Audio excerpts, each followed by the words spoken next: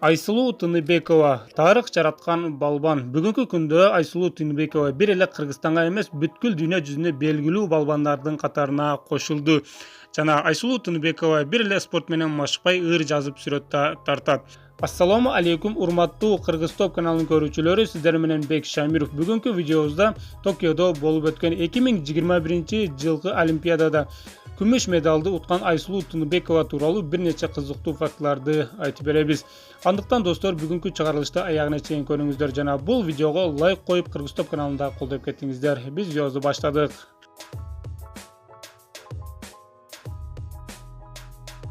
Айсулуу Тыныбекова 1993-жылы 4-майда Жалал Абад облусунун Майлуу Суу шаарында төрөлүп, 3 жашынан тарта Нарын облусундагы Кочкор районунун Теңдик айылында чоңойгон.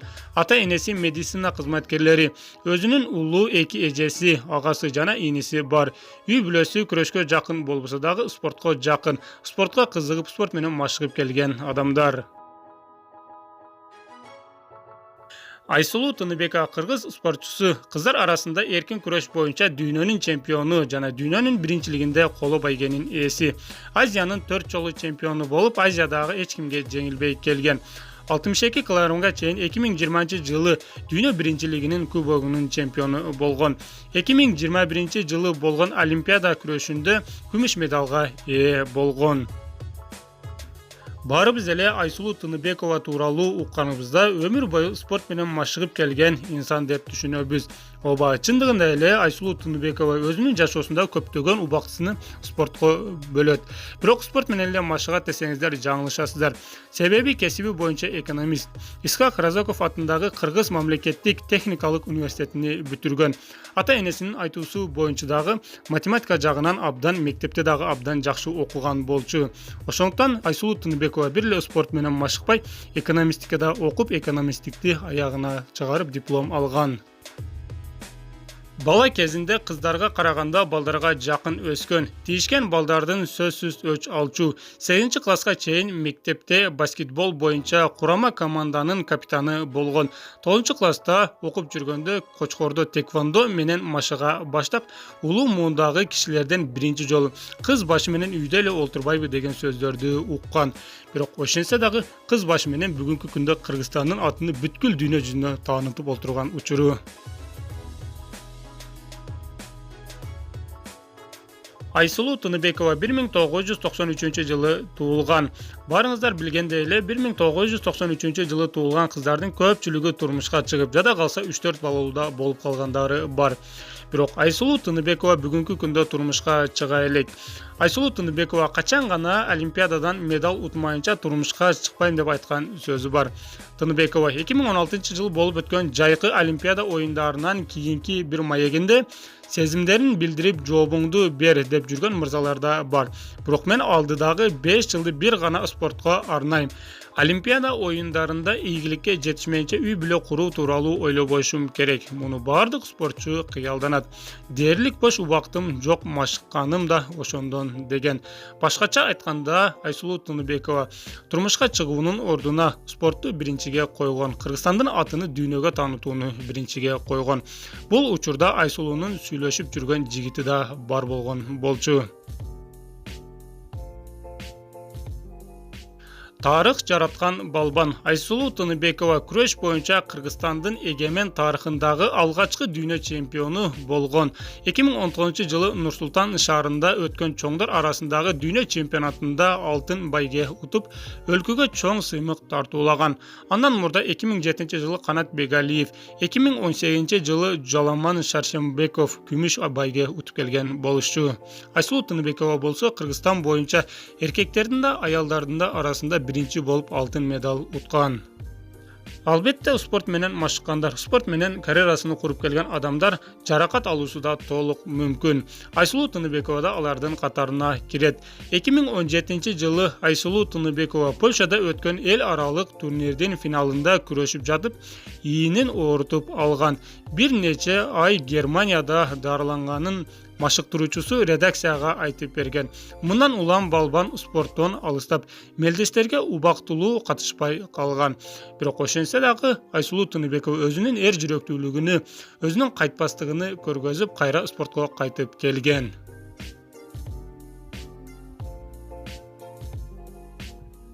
Айсулуу Тыныбекованы бир гана спорт менен машыгат, жашоосуну бир гана спортко арнаган десек жаңылышып калабыз. Себеби Айсулуу Тыныбекова ыр жазып сүрөттө тартат. Жалгыз калганда күндөлүгүн ачып, сырларын төгөт, ой кыялдарын, максаттарын жазат. Көркөм адабиятка кызыгып, бош убактысында китеп окуйт. Мындан сырткары кубанганда же кайгырганда кагаз бетин чиймелеп ыр жазып сүрөттө тартат. Бул тууралуу Айсулуу Тыныбекова өзү айтып кеткен. Айсулуу Тыныбекова канчалык балбан болбосун, канчалык күчтүү болбосун, канчалык машыкпасын, дүйнөнү багындырбасын, бирок өзүнүн кыз экендигин унутпай келет. Ар дайым моделдер сыяктуу кыргыздын улуттук кийимдерин кийип интернеттерге чыгарып келет. 2016-жылы Instagram баракчасын ачса, 2016-жылдан бери дал ушундай сүрөттөрдү өзүнүн Instagram баракчасына жүктөп көргөзүп келет. Бирок 2016-жылдан бери ушул сыяктуу кийимдерди кийет десек жаңылышабыз. Себеби апасы Айсулуу Тыныбекованы кичинесинде модель болот деген. Себеби кичинекей кезинен баштап дал ушундай кыргыздын улуттук кийимдерине кийип, дал ушундай моделдер сыяктуу жасанып жүрүүгө кызыгып келген. Спортчу классикалык үлгүдөгү костюмдарга жакын жана классика эч качан модадан калбайт деген принципти кармайт. Чет өлкөдөн көйнөк алмайынча келбейт. Башка кыздардай эле бийик такалуу бут кийимдердин күйөрманы. Айсулуу кийимдери тууралуу кичинемде апам сонун көйнөктөрдү сатып берип, куурчактай кылып кийинтип койчу. Ошондон улам болсо керек. Бийик такалуу бут кийимдерге, көйнөктөргө бала кезимден жакынмын. Мен чоңойгон сайын апам Айсулуумдун мүчөсү сындуу, буйруса модель болот дечү. Окуучу кезде шиш така кийгеним үчүн урушту көп укчумун. Бийик такалуу бут кийимдерим көп. Айрымдары бир-эки жолу эле кийилген. Жай таман кийсем бутум түйүлө берет. Ошондуктан эң жапыс дегенинин да 2-3 сантиметр такасы болот. Ал эми көйнөктөргө келсем, мага жаккан көйнөк чыкса, эч ойлонбой, басына карабай сатып алам. Алып жатканда муну кайда, качан кийем деп да ойлонбойм. Башкысы ал мага жактыбы, жараштыбы, демек гардеробумда турушу керек. Чет мамлекеттерден көйнөк алмайынча келбейм деп айткан сөзү да бар. Албетте Айсулуу Тыныбекова дүйнөнү дүңкүрөтүп, Кыргызстандын атын дүйнөгө таанытып жаткандан кийин сыйлыктары да толтура. Келиңиздер анда Айсулуу Тыныбекованын сыйлыктарына токтолуп кетели. 2017-жылы Данк ордени менен сыйланган. 2019-жылы Чыңгыз Айтматов атындагы мамлекеттик жаштар сыйлыгынын ээси. Дүйнө чемпиону болгондон кийин президент Сооронбай Жээнбеков Бишкектен бир бөлмөлүү үй белек кылган. Кыргыз Республикасынын кыз келиндер күрөшүү федерациясынын вице-президенти Динара Исаева 2018-жылы чыккан жаңы Toyota үлгүсүндөгү унааны белек кылган. 2017-жылы Украинада Золотой Мангуст эл аралык ордени менен сыйланган. Мындан сырткары дагы Айсулуу Тыныбекованын бир канча сыйлыктары бар. Айсулуу Тыныбекова бүгүнкү күндө Кыргызстандагы эң акча көп төлөнгөн спортчулардын катарына кирет. Кыргызстандын бюджетинен Айсулуу Тыныбекова бир айда 60 000 сом акча стипендия төлөнүп турат. Мындан сырткары Айсулуу Тыныбековага ар жеңишинде көптөгөн суммадагы акчалар төлөнөт. Мисалы, Азиялык оюндардагы жеңишинде Айсулуу Тыныбековага данк медалы берилди. Мындан сырткары 1 250 000 сом акча берилген. 2016-жылы болуп өткөн Олимпиадада болсо 1 миллион сомдон ашуун акча берилген. Токио Олимпиададан жеңгендиги үчүн 7 миллион сом акча берилет деп айтылууда. Достор, биздин видеобуз соңуна чыкты. Айсулуу Тыныбекова тууралуу дагы кандай кызыктуу фактыларды билесиздер? Өзүңүздөр билген кызыктуу фактыларды комментарийге жазып калтырыңыздар. Жана бул видеого сөзсүз лайк коюп, бул видеонун ссылкасыны WhatsApp'тагы досторуңуз менен да бөлүшүп кетүүнү унутпаңыздар. Сиздер менен Бек Шамиров болду. Кийинки видеолордон көрүшкөнгө чейин аман туруңуздар.